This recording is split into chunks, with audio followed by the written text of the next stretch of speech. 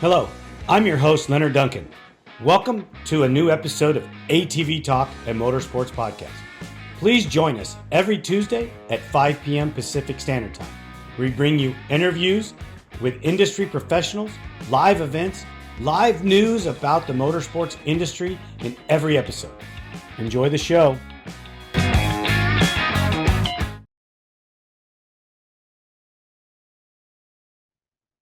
Matt Horton, welcome to ATV-TALK. How are you, man? Hey, it's good to be here. Well, thank you for taking the time. Absolutely. We got your name, we got your information. I've got some setup on your career. I would feel a little better if you would fill us in on who you are and what you do. So, most of these guys that I've got to know over the years, and I've been lucky enough to meet a lot of really talented riders in all genres. And I'm finding that a lot of people started this when they were kids, and I kind of went a different direction. We had three wheelers and ATVs and things growing up.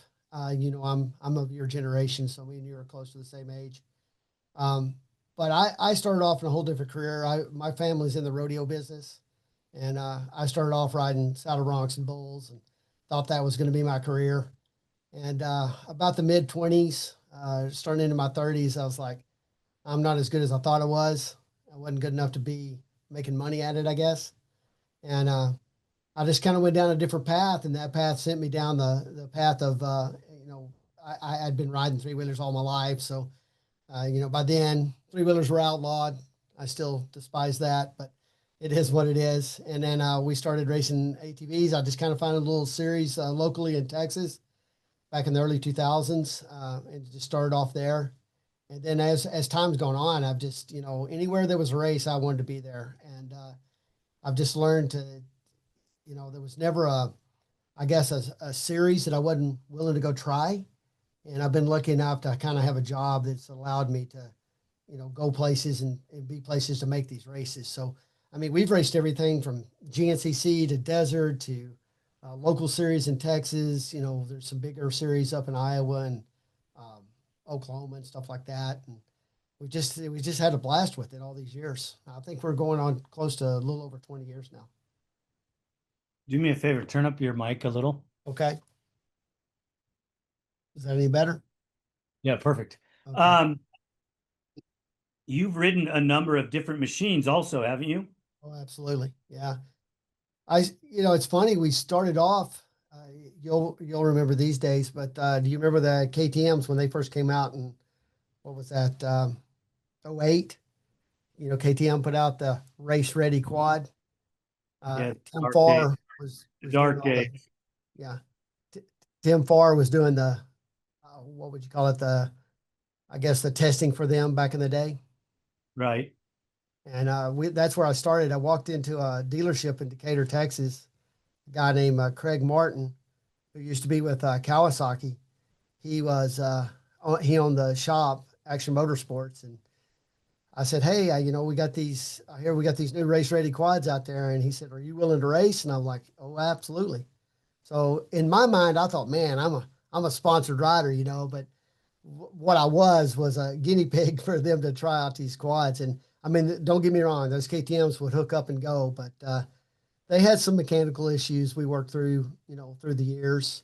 And but I think I guess it was around 11 or 12, I got in with Hess Motorsports, and man, they put me on a custom made, built by them, 450R Honda, and after that, I never looked back. And I went from finishing races and doing okay to finishing podiums. And, then we jumped into UTVs, we jumped into desert quads, we jumped on Don Higbee got me on some Can-Am, Outlanders, and that was a whole other ball game. And so we've been doing that for several years now. And it's just been, it's been a whirlwind. We've also run some UTVs. I think we started that in 2011, we ran UTVs, ran them through about 2019. Before I went strictly to the desert quads and the 450s. But it's been a blast. I mean, we've tried to do it all everywhere we could. So where did you spend most of your time racing? Most of it has been in Texas. We originally in the early 2000s, there was a series called ATV-CCS. They were based out of East Texas, Longview. A guy named David Culpepper, he had a series back then. And I mean, in their heyday, which I would say was probably, I would say '04 through '06, I mean, they were pulling 300 to 400 riders. And I joined them in probably '07, '08 through '09. And then they kind of, during that bad year of '08 with all the gas and fuel prices like they were, we kind of dropped down and it went into, there was another series called Torrent, Texas Off-Road Nationals. And they were run by a guy named Curtis Krushmeyer. And he's got, I mean, he had a dirt bike series at the time that was big. And I mean, then we were still pulling, 100 to 150 quads, but he raced all over the North Texas area, a little bit down in the central. And then we've run Okra, which that's a big series up in Oklahoma. That's your Oklahoma cross country series. We've run GNCC, obviously. And then if you know Andy up there in Iowa, we've run Heartland for years.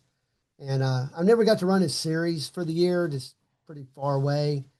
But I think in 19, we picked up, we started running the best of the desert. So we did the best of the desert 19 through 21. When you were in Texas, Yeah. who was the person that got you into the racing? And was there someone specific that basically helped evolve your career? I would have to say, Craig Martin just giving me the opportunity with Action Motorsports, with him putting me on the KTMs back when he did, that definitely got me started. But the real person that got me going down the road is Hess Motorsports, and that's Glenn and Sean Hess. I buy some products from them. Yeah. Uh, their rotor guards. Yeah. That we kind of have a little different theory in sprocket guards, but Right. good people, and they knock it out and get it to me even when they don't have it in stock. They'll figure a way to make it happen. Yeah. They had been watching me struggle on that KTM because it was so fast and pulled so much torque that I had a lot of trouble. I had a lot of trouble controlling it. So I would get great starts and then I'd crash out. But, with the background I had in, there's no quit. So I'd get back on. That KTM would always finish, but we always finished in, top 5 instead of top 3. And they kept telling me, hey, Sean and Glenn both would be like, hey, if we ever get you on a Honda, you're never going to look back. And, I'd grown up riding the 3-wheelers, so I don't know why. I guess just because I felt like I had a commitment to KTM. But once I jumped on a Honda, I've just never looked back. I'm still riding them today. And, if Honda's out there listening, I wish they'd put another one out just so we could keep going, because it's a, Honda doesn't care about you, buddy. no, they don't. And They it's don't care sad. about anybody, but their bean counters are horrible. Yep. When Mr. Honda died, Yep. Honda as an organization quit giving a crap about their customers. I agree. Yeah, it's all about making money. It And is. And it's a shame because I mean, I'm looking at it, I'm sure the same way you've looked at it because you come up for that era, but I just feel like there's a whole market out there for these things, and they just refuse to do it. And I've been so long riding Hondas, I feel like I should jump on a Yamaha, but I've tried riding them and I just don't ride them the same as I do my Hondas. And now I'm too long in the tooth. I'm sticking to what I got till I can't do it anymore. I mean, there's nothing wrong with that. There's quite a few guys that are still racing in the pro class that want to ride Hondas too. Absolutely. I love Hondas, but I'm also a realist. I have to work on the Yamahas and develop a program for it. And that YFC 450R is a great platform. I think this is just my belief that your Raptor 700 will become your desert platform because the motor's reliable. Nobody's finished the testing for this suspension, but it's already pretty good. So Oh yeah. like in the desert or legacy, it's probably already good enough to win there. If you're running Elkas and roll. Um, I just don't see a viable option in the YFZ 450R in the desert. I know a Right. couple of people have success, but it's not a desert bike per se. So I that's just agree. my take. Well, as you well know, what we've pretty much proven now is the Can-Am Outlander is a good desert quad. And I had tried, I'm trying to think, I believe it was 2019. We tried Vegas to Reno on a 450R, and we failed. And we only made it like 150 miles in. We did not prepare that bike enough to get done what we wanted done. The following year, Don Higbee reached out to me and he said, "Hey, I've got a quad. It's for sale. I'm going to sell you everything we got. If you want to finish Vegas to Reno, this is the bike to do it on." And I picked it up. It was late November of 2019, and I was planning on just hanging on to it until Vegas to Reno came around. And Don called me, I don't know, mid-December, and he's like, "Hey, you need to come out here and run the Parker." And I was like, he goes, "It'll give you a way to test it, you know." And I said, "Okay." So me and him went out there. Chris Robinson joined us, another friend of mine from out in south of Houston. And we got out there, and I hadn't really raced it. I just rode around the house and stuff. But man, once I got it out there, it just I felt good on it. And the faster you wanted to go, the faster it would go. And when the whole race was over, I really had no clue where I'd finished, and we were waiting in line to go through the podium. And Don said, "Man, you did really good." I said, "Hey, where did I finish?" He goes, "Man, you just won this thing. You just won it by like 2 hours." I was like, "Really?" He goes, "Yeah, you were putting in good times." So that year was 2020. Obviously, you know what happened that year. They cut all the races out. They were saying we were never going to race again. Blah blah blah blah blah. And then about May, Best in the Desert threw out another schedule, and by then I was like, "Well, I already won the Parker. Let's go see what we can do at the Silver State." So we go to the Silver State, and we end up winning it. And I was like, "Okay, well, now we're set up for Vegas to Reno." We had about a 30-minute lead at the Vegas to Reno, and the fuel pump went out. And I had to limp that thing in on limp mode. And basically, we finished second. Then we finished out a couple of races for the end of the year that year, and actually ended up winning the Best of the Desert Ironman series on the expert side. So that bike actually got me going in the desert. And although I will tell you those Raptors will outrun me, but the way we set up these Outlanders, they can't outpitch you. And as you well know, in this desert, it's all about strategy. So if you can put a good enough strategy together where you're not having to pit as much as the next guy, and you don't break down as much as the next guy, and you make your pits quick when you do stop, you can beat just about anything out there.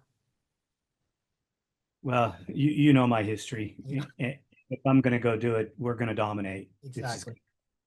It's just not an option. It's really funny because that's the way Don is. He always comes to me and he's like, "Hey, we're just going to go out there and have fun." And as soon as you get out there, it's going to be all business, and we're here to win it.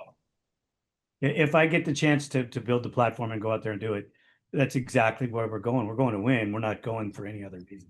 Right. My dad Well, always said, if you're going to do it, why do it just to finish? yeah, exactly.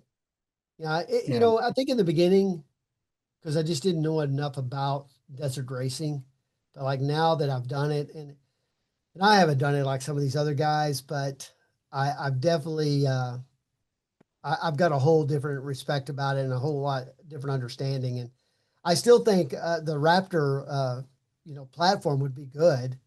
I actually did go to a dealership that I deal with quite often to build one until Don sold me the one that he had.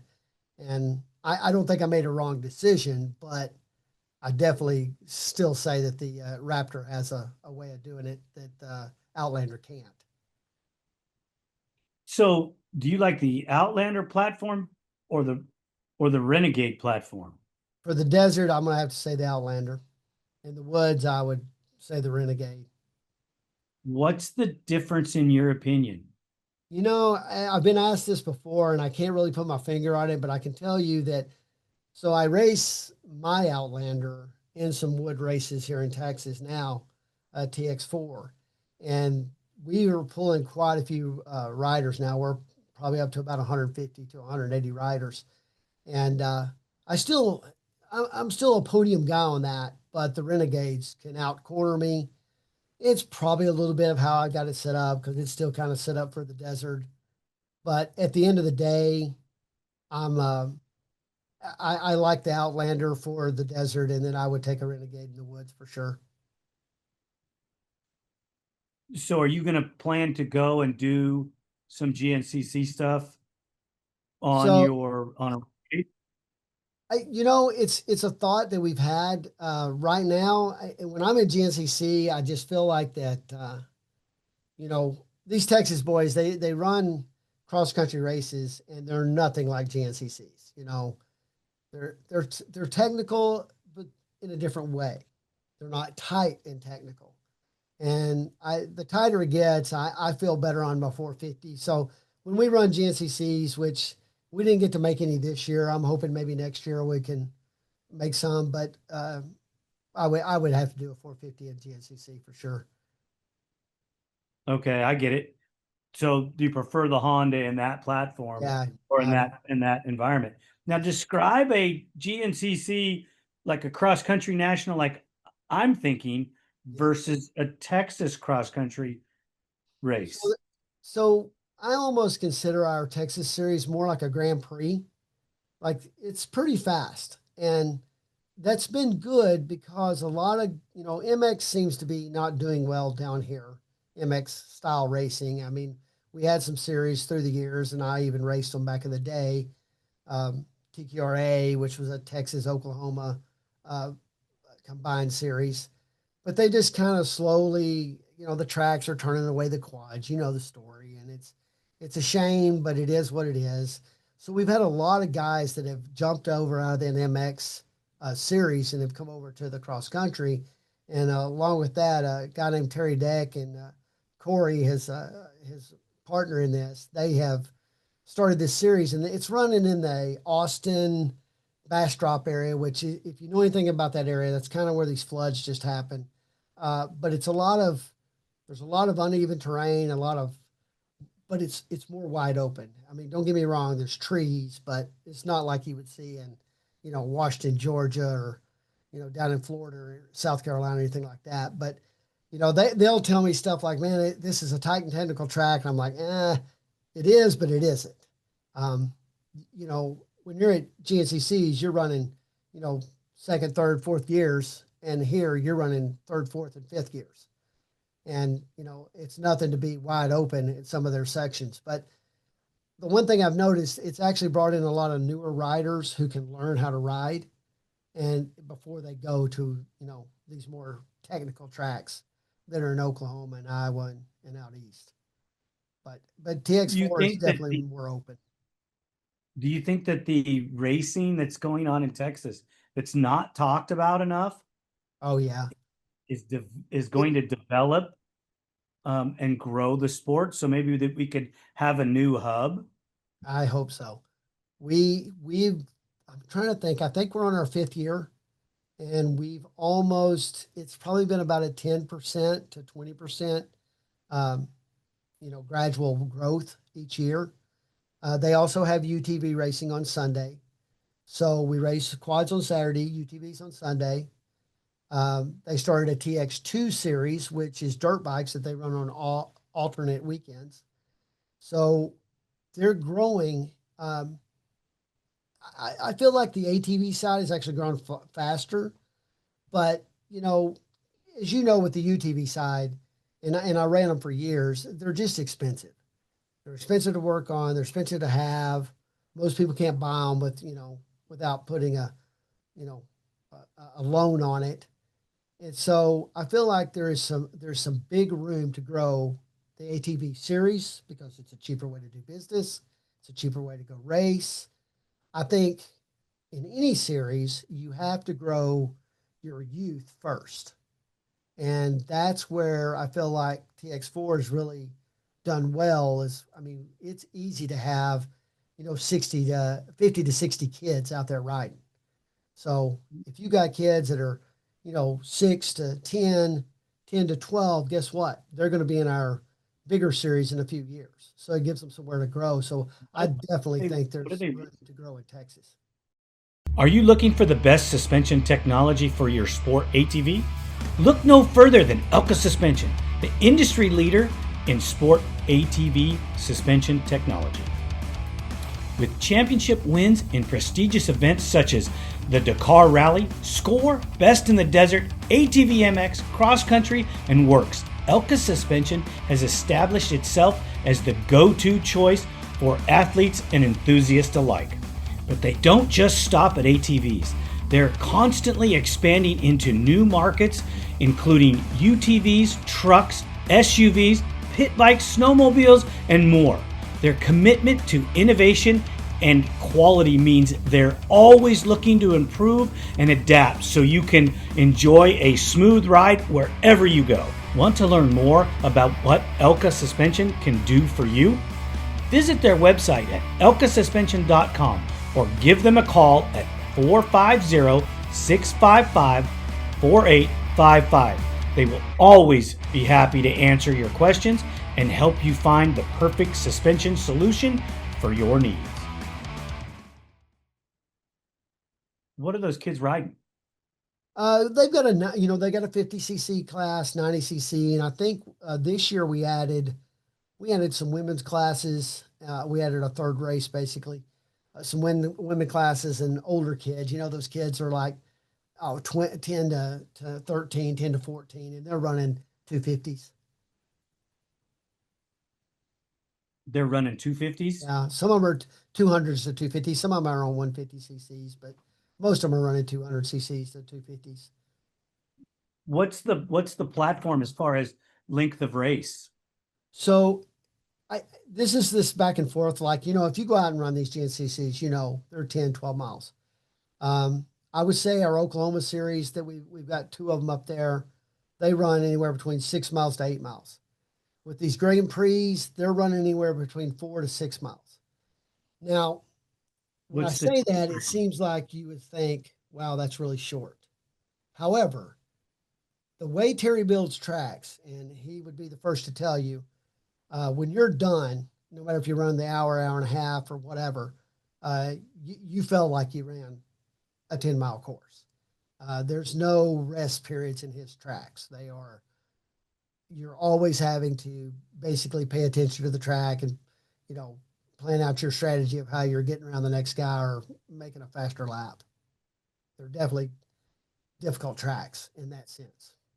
But what's the duration? 45 minutes, 50 minutes? So they have a and a B, obviously, race for the adults. It's an hour for the first one, and it's 70 minutes for the second one. And then they have a pro class that runs 90 minutes. Okay. And they don't run them at the same time. Correct. So they'll run that 60 minute, they'll run in the first race for the adults. And then when it's done, there's about a 30-minute rest period, and then they run a second race, which has actually got a mix of A riders, B riders, your 4x4 experts, and then your pros. So we'll run 70 minutes, but those last 20 minutes are just going to be for the pros. The pros will stay out there, and they'll end up running another, sometimes 2 or 3 laps if you're in that pro class. Okay. All right. I'm starting to get a handle on it. Do you think that they could handle running like a GNCC format, a youth race in the morning, then an AM race, and then a PM race, and run them 2 hours? So the way they run their schedule right now on the Saturdays is so they're running the kids in the morning. I believe the minis, your 50s and 90 cc's are all in the morning. And I want to say it's like 8:30, something like that. They added a second set of classes, race 2 this year, which added a women's class, kind of a youth class. And that's where you're seeing your 250s and 150s. I do believe the younger, or the women's class is an open class. So I think they can run 450s. And then your race 3 is going to be your 11 to 12, which is that 1 hour class. And that's running, they have like an expert, they have their C class, they have amateur 4x4s, and then they do another race, which I believe starts at 1 or 2, and that's an hour, and that's the hour or the 70 minutes and the hour and a half. So they're Okay. kind of running that GNCC type format. Obviously, we don't have that 300 to 400 riders, Right. but I mean, so they're AMA sanctioned as of this year. And AMA notified us in May that we were now under entries only, the second largest entries on the books behind GNCC. So, Say that again. so take TX4 by AMA. What they told us in May is we are now the second largest entries in AMA sanctioned races behind GNCC. So, Nice. as you know, GNCC is pulling, double that, but I felt like that's really good for a series that's only been around for going on its 5th year, because that's pulling more races more racers than, Iowa. That's AMA sanctioned. I don't know about the guys up in Indiana. That would be, I don't know if all of those are AMA sanctioned. AMA sanctioning is tough. Yes, They just restrict everything, absolutely. you know. I think that on TX4's end, we had to do it for insurance purposes, as you well know. That's a standard that's happening across the industry.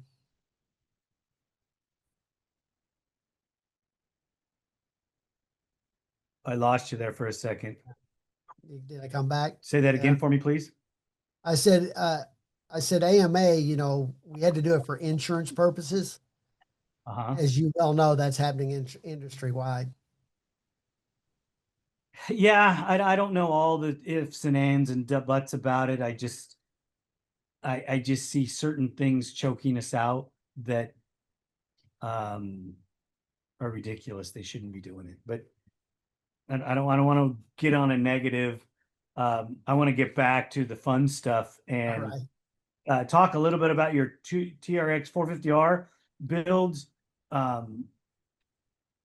You were talking about using them more for cross country, but when you bring them out, do you bring them out and race them in the desert as well? So we have a couple of desert series that run. They run in the El Paso area. It's called Store. It's South Texas off-road racing, and they put a handlebar class together. We've run the 450 out there several times. They do tracks that are more of like loops of anywhere between 45 to 60 miles. So, you can run the smaller tank or an oversized tank and not have to pit, between stops. So when I do run out there, I do run that 450 out there quite a bit. The series that are running up in Oklahoma, which is your Okra, which is off road. There's a new series called Great Plains Racing, which is basically GNC, just a mock-up of GNCC, and they're running I think 12 races a year up in Oklahoma.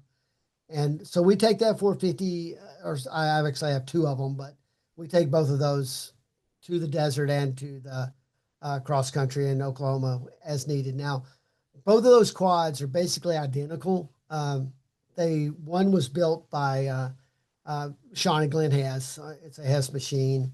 The other one was a machine that they built several years ago for someone else. And then a mechanic that I use out of Decatur with 380 Motorsports, they have kind of revamped that machine to where it's kind of their baby, You did a podcast a while back, and I heard you say something, and I thought it was funny. You said your mechanic is like a girlfriend, and you have a relationship with your mechanic. And that's kind of how it's been with Hess Motorsports. It's how it's been with 380 Motorsports. It was the way it was with Action Motorsports back in the day. They got to know what you need, and they got to know how you want it, how you need it, so that it's set up that way every single time. And that is the one thing over the years I've always tried to do, is try to get with somebody that knows what I need, knows what I want, and then can have that ready for me when needed. Because some things I can do, but some things I can't. But that's where I try to keep my mechanics like a girlfriend We both know what we need, and I want to win. Right. And from the psychological advantage that it gives you, I mean, there's just so many aspects. Um, so I didn't put this portion together, but I'm Right. going to just state it how it is here. My daughter Valeria does some of this stuff, but some of Right. your sponsors, some of the people that have helped you out, Right. and she put down Duncan Racing, which I didn't do that. Fasst Right. Company, MF, and some of the others that shape your progress and your performance. Talk about that a little bit so that we can understand that a little bit more. You know, I mean, one of my big ones through the years, and mainly this has come from like Hess Motorsports. Um, Hess has always had a great relationship with Elka. And so when I first started racing, really, really, even on the KTMs, we converted everything that KTM had over to Elka's. And and then once I was literally racing under the Hess Motorsports brand, I mean, Elka is the way I go. I've tried running others. Um, there's good shock manufacturers out there that I'm sure with suspension wise can match what Elka does, but you know how it is. Once you get used to using something, that's what I want to use all the time. And so I've run Elkas on everything from my quads to the UTVs when we did that. I will say that we've gone to because Don was running the Axis setups on the Can-Ams, and I've kind of had to learn a little bit how that setup goes, and they've been good, but I'm an Elka guy to the end. Um, some of these other sponsors, a lot of these guys are just I'm trying to think like a lot of it's gear. They've helped me through the years. Scott's, the Scots have always, the Scots Racing has always helped us with anything we need. Their roll offs are, top notch, and that's just what I've always used and still use to this day. And it's so funny, you get out there and these new guys are racing and they're getting racing in the mud and they're out there running without goggles, and I'm like, what are you doing? They got roll offs now. What is that? And you have to explain it all to them. But it's been good now that I'm up older, kind of teaching some of these younger guys that there's things out there that could still help you. And these are where you got to go. Here's who you need to talk to. And I've met so many people through like with Don and the Hesses, through just different companies that they've introduced me to. Hey, start running this. Hey, start running that. I mean, Wrath Racing, that's what was running all of our foot pegs and bumpers and all that stuff. That's all come through Sean Hess and Glenn through the years. Um, Don has really kind of got me going down that Can-Am road more than just because that's who he's been with all these years. And I just a lot of that stuff that when I bought with the bike, because it was kind of there with Don. I mean, I've done a good job of holding that prestige of what they did on that bike. That bike is I don't know if you know much about it, but it's called the Farm Quad. It's a special build. It was a Can-Am body Outlander with a Renegade motor and transmission. So take that in for a minute, and that's what they did. So it's running a Renegade transmission, Renegade motor with a Outlander body. And then they took the toolbox out of the back of the Outlander and put a aftermarket quick fill fuel tank, gravity fed, so we could get an extra 1.7 gallons. And that makes a huge difference out in the desert, obviously running. So then you start talking about IMS, with the quick fills. Those guys have been with us for years, helping us with everything from fuel tanks to, quick fills, you name it. And they've always helped us. But man, there's so many through the years that still help me today. I mean, most of it is, stuff that I've earned through, riding for Hess, riding for Dawn, riding for Action Motorsports back in the day. But they've definitely done their part as far as giving me everything I need to do to win. Right on. What do you think when you race in a 500-mile race or even some of your longer distance races, what do you think are some of the mental game during the 500-mile race that you would play against the other teams? You And what are know, some of the toughest moments? so, going into, it was kind of a weird deal. I got involved in the desert racing. Basically, I was racing cross country. There was two brothers that are from one of them's from Texas, one of them's from Idaho and Washington. And they had been dogging me. They're like, yeah, you're fast out here in the woods, but I don't think you can run with us desert boys. So then I was like, okay. So one year we built a quad. We went out there, we failed. And then Don came in with this quad. We bought it, started riding it. Obviously, like I was telling you, we won some races.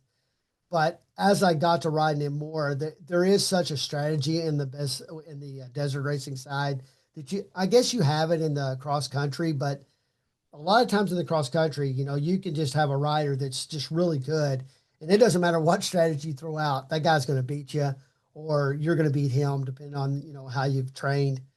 But I just feel like with the desert racing, and I've learned this from Don, and he always comes up with a strategy that usually has to do with where people are, when you're going to ride, how long you're going to ride, and where he wants to be at certain points of the race. And he always has people where they need to be when they need to be there.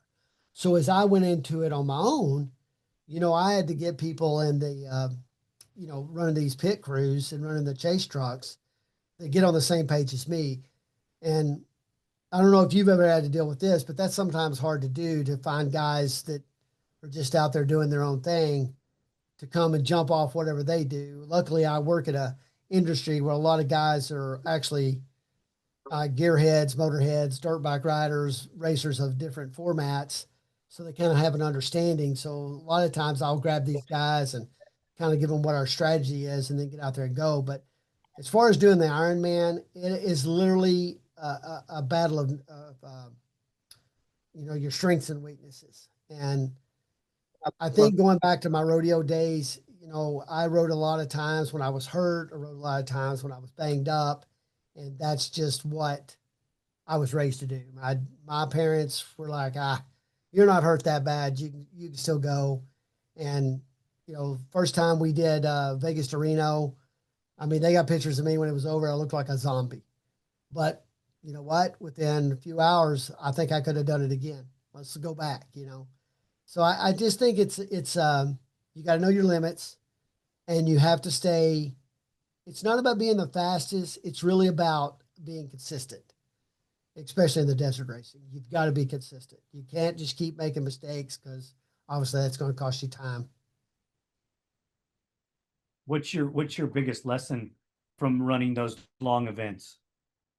I think, the one year that we went up there and we had such a big lead at Vegas to Reno in 2020, I think it's knowing the machine a little better than I did, and knowing its weaknesses, and being prepared. I wasn't prepared mechanically for the things that were going to go wrong. And I was told, I mean, people told me, hey, this thing, after so many miles, you might have a problem with the fuel pump. If it would have taken us maybe 15 minutes, 20 minutes to change a fuel pump. And that would have made a difference between winning and losing, because I only ended up losing it by 30 minutes. And I was in the lead by, 25 or 30 when it started. I think with desert racing, it's about being prepared, like have the proper tools, have the proper parts available. When we just did this Baja to Nevada last month, I mean, Don went out of his way to make sure that everybody had fuel, everybody had parts, everybody had tools, so that no matter where we were at on that track, if there was a problem, we were going to be able to fix it as quickly as possible. And when you have a team like that, it's much easier to do it than when you're doing an Ironman by yourself, because I'm basically working off some friends and my wife. And my wife's is a pretty good go-getter on stuff like this, but there's just going to be things that she doesn't know to do. So I think if I had to do it over again, I would have had more people there that were mechanically inclined to say, hey, we need to have more parts available just in case you have a breakdown. But at that point, I mean, I'd run, I don't know, 3 or 4 races and never even had a bump in the road. So it was kind of a lesson learned. Well, when you desert race, prepare for everything, Right. take every part you can. And so as I mechanic through the years and chased all these different guys through Baja and Best in the Desert, Right. sometimes it asks me, says, why do you look like you're so bored? Right. And I go, because you don't want me to look on board. If I Right. look on board, that means we're having a very bad day. Right. If I'm bored to death, we're having a great day because we're gas and go and everything's on par and we have no issues. And Yeah. somebody looked at, okay, no problem. Go back to sleep. What forget I asked. It's always fun And running with Don because it's like that. You know, when he's kicking back, telling jokes, everything's fine. He's not worried about nothing. It's when we start having issues that he's going, oh my God, are we going to make it? Are we going to make it? well, I didn't, it wasn't like that. It was when I'm in the toolbox pulling out a part Yeah. or, hunting things and working, then they know something's up. I'm going to be doing something. Whether it could be as simple as a filter change or maybe we're doing some type of repair that because something happened. We were racing one year Vegas to Reno at pit 13. I'm sure you're Yeah. familiar with it. Yes. Love that pit. It's been the same for when I was racing back in the early 2000s. It's the same pit. Right. And It's still the same bit. yeah, it's great. Yeah. I'm sitting there and we had a skid plate issue early on in the race. One of the riders hit a rock and Yep. shoved it up into the chain. Yep. And we've been monitoring it all day. Well, we finally decided, hey, we're coming into the stretch. We have a lead. Let's change the plate and get that chain out of it, readjust, and move on. So I'm pulling all the pieces to do this. My daughter calls me, and I'm talking to her on the phone. No big deal, right?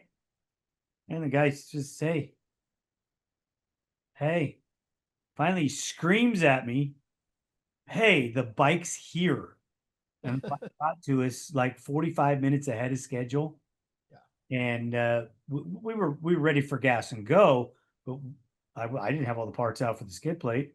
So we gas and go and went to the next pit and said, well, it got us this far. It's going to get us to the finish line. Right. You got to love those days. Oh yeah. You don't get them enough in the desert. We so when they did the first Baja Nevada with Legacy, I believe it was 21. They put about a 760-mile race together, and it was me and Don and let's see, we had Brian Buchanan and oh, who else? Oh, and Jeremy Mays, and we went out there, and you know, Don had said, "Hey, we got a couple of guys, a couple of teams out here that are pretty good," and we were on a scrambler. We're on a 1,000 scrambler that year, and I remember about halfway through it, we started the rear differential was leaking. We had parts, just plastics were breaking, things like that, and we were just going pit to pit. We were kind of short on chase teams that day, so we were really having to hustle. We were beating the quad there, maybe about 10 minutes, and we jumped in, and we probably had maybe 3 pits left, and we were out in the lead. We roll in, and Don comes off that quad, and he's like, "I need zip ties. Where are the zip ties?" And it's one of those like, "What do you need zip ties for?" And we were looking around the machine. He's like, "Plastics are coming off this thing. How are we going to keep it together?" And we were able to find the zip ties. We were able to put it all back together, and get the next rider back out. But literally at the end of that race, the rear differential had gone out. It almost didn't go up on the podium because we just wore the thing out. I mean, there was just nothing left of that machine. And we look back on it and it's like, how did we finish? How did we, like, if one little thing would have happened just 5 miles down the road, we wouldn't have finished. But we literally rolled it in with nothing left out of that machine. Those are the best. Those Oh are the yeah. best, right? Yeah. Because they make the best stories. Yeah.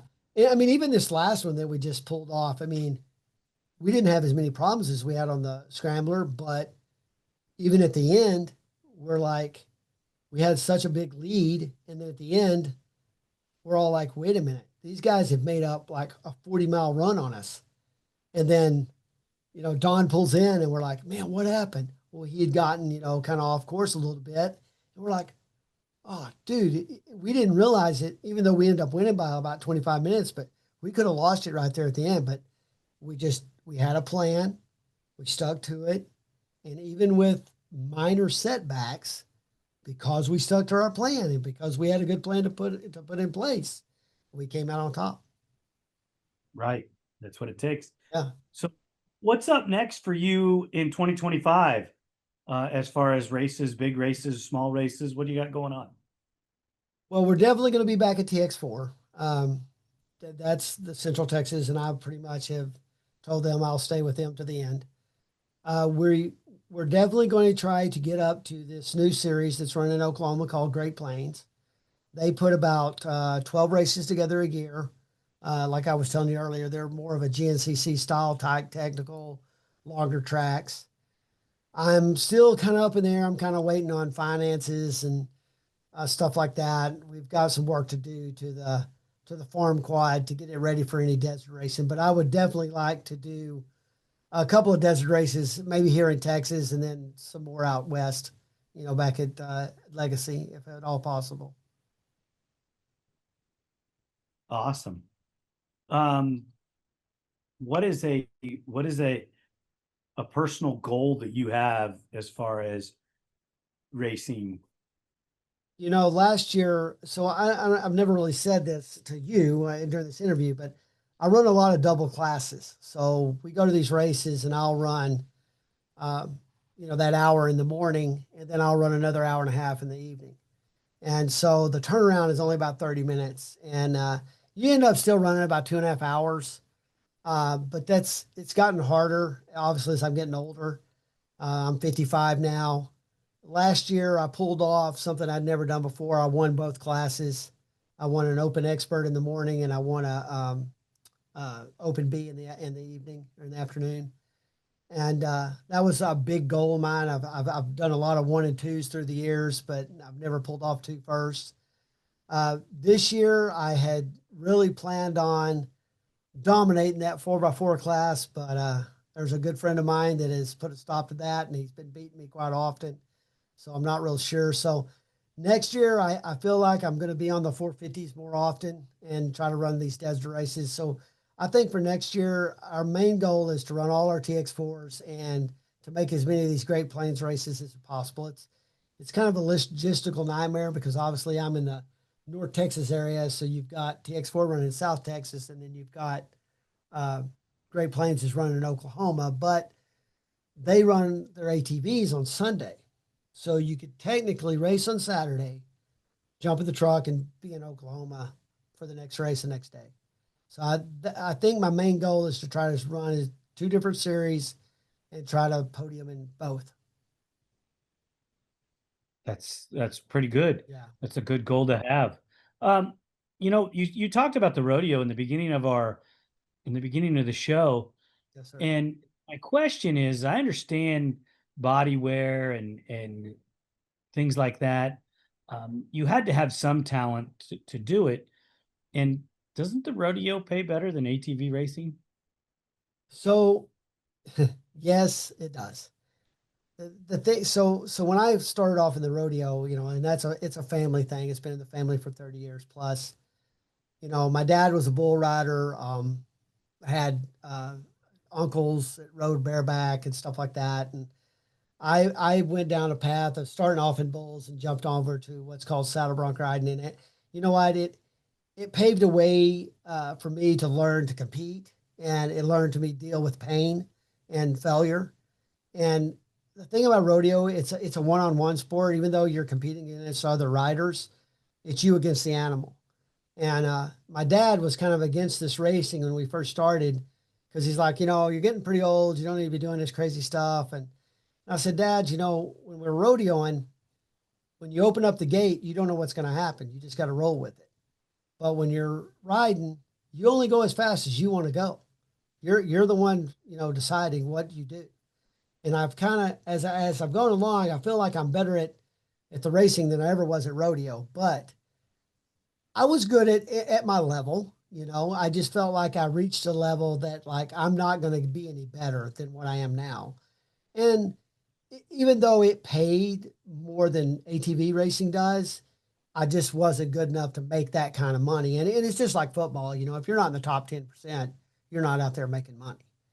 And I know a lot of people that are out there making money in the rodeo business. Don't get me wrong, and they're good friends of mine. But I could tell by the time I reached 25, I knew I was going to be there. And by then, I had already had multiple injuries that were going to hold me back. And I've had some injuries with the ATV racing too, but not like I had in the rodeo business.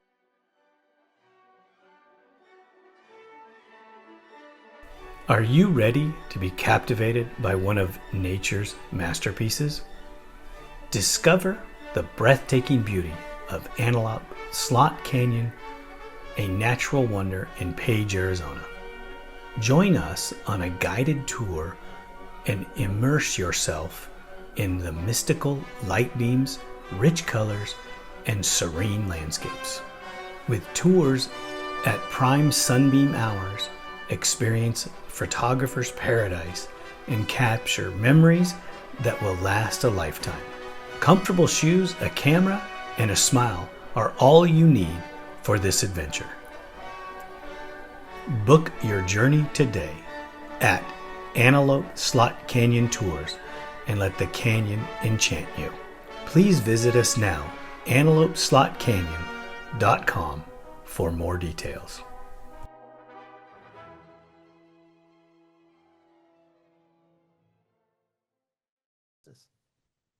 They're both dangerous sports. Absolutely. I mean, I always wanted to ride a bull, and I got to go back to Louisiana, and this kind of unknown ATV racer. I went back there with him, a guy named Marty Hart, Yeah. and they had a deal where they would go every it was during the middle of the week. It was like a Tuesday night, and you'd go to an arena, and they'd just bring a bunch of bulls in, and it was like $2 a ride, Yeah. you know. And I just told him I don't want one with horns. First thing they put me on is a bull with horns. Oh yeah. Yeah, I How mean, long did, it was how long did you last? um 2 hops, Yeah. I mean, not that's not long. bad for starting out. Either time. I, I wish I would have understood the concept a little better, Right. because I think I could have done better. You It's know, it's the, it's really hard to do something one time and be good at it. So I mean, just getting on is a major accomplishment actually. yeah, I thought it was great, and my wife at the time was like, thought I was nuts. Yeah. Still thinks I'm nuts, but it was a great experience. If you ever get it, if for anybody that gets a chance, nowadays they wear chest protectors and helmets and all these other Right. things. Right. You got to take care of yourself. Same when you're riding an ATV. Absolutely. I tell all the kids, because anybody that listens to my show knows my spiel about injuries. If you got an injury, go get it taken care of. Right. Don't be like me.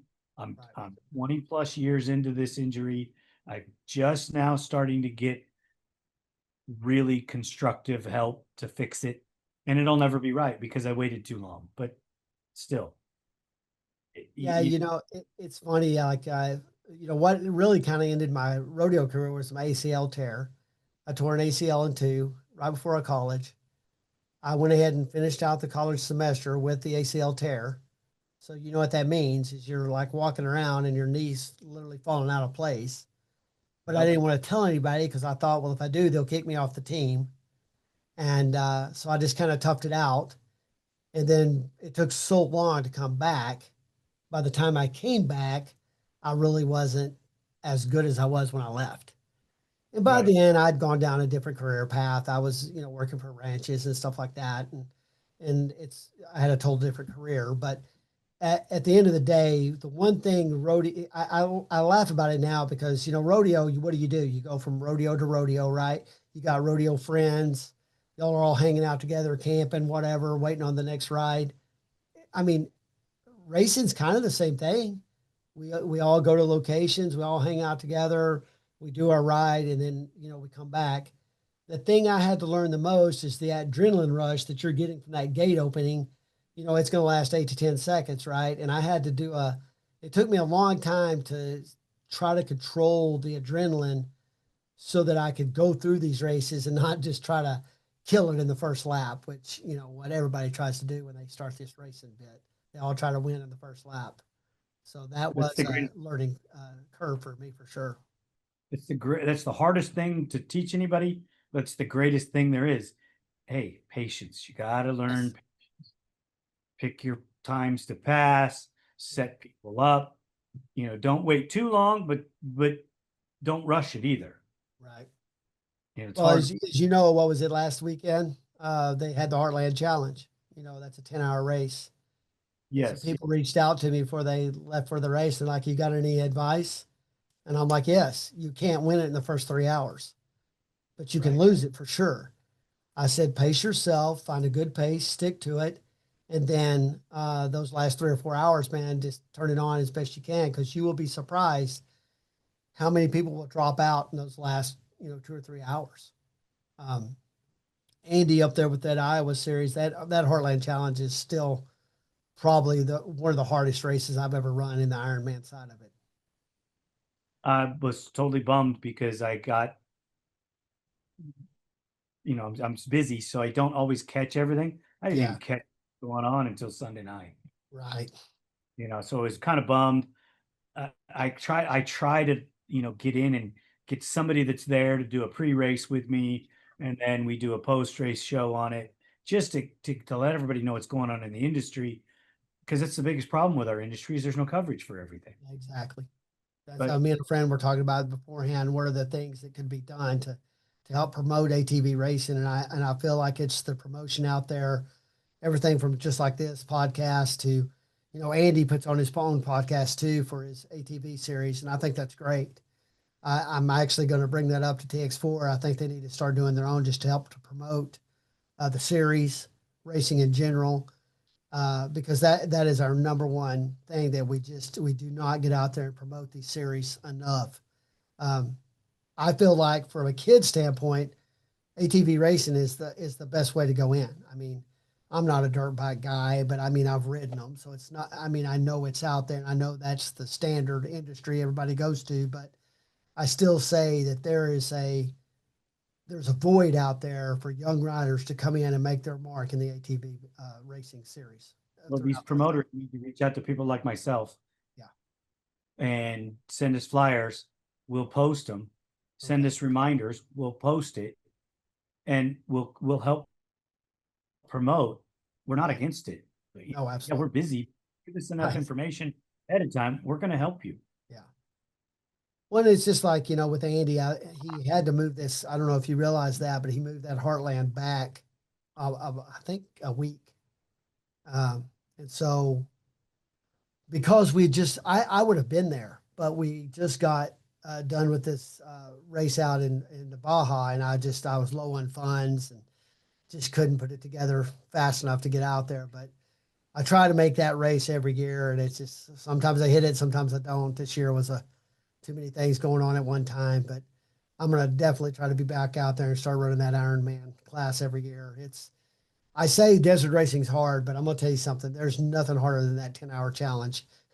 Doing it Ironman. I mean, if you got a team, it's fun, but doing it Ironman's tough, very tough. Let me just tell you, Matt, you're 55. Yeah, You should start working towards team racing. right. I know that's what I was thinking about this year. I just didn't get enough time to put that thing together, but you are definitely right on the money right there, sir. All right, I got this little segment here we do at the end now. Okay. Um, I got it. Hats off to my daughter Valeria. She puts this stuff together for me. She's been helping me, and we're segmenting all of our stuff.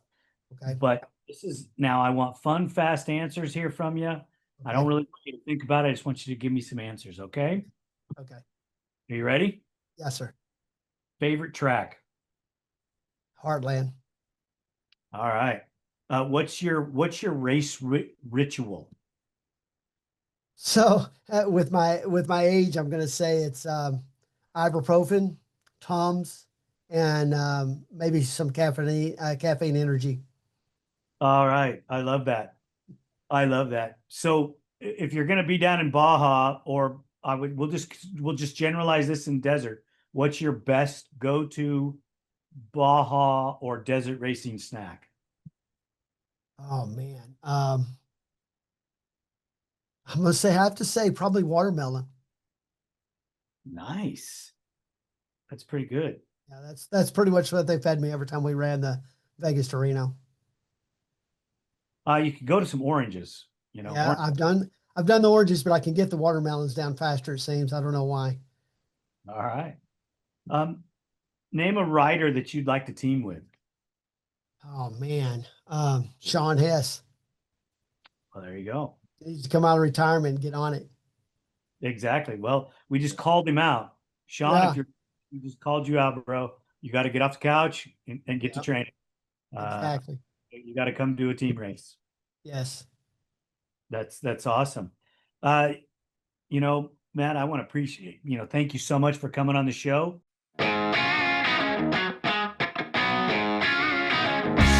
Hello, I'm your host, Leonard Duncan. Welcome to a new episode of ATV-TALK and Motorsports Podcast. Please join us every Tuesday at 5 p.m. Pacific Standard Time. We bring you interviews with industry professionals, live events, live news about the motorsports industry in every episode. Enjoy the show.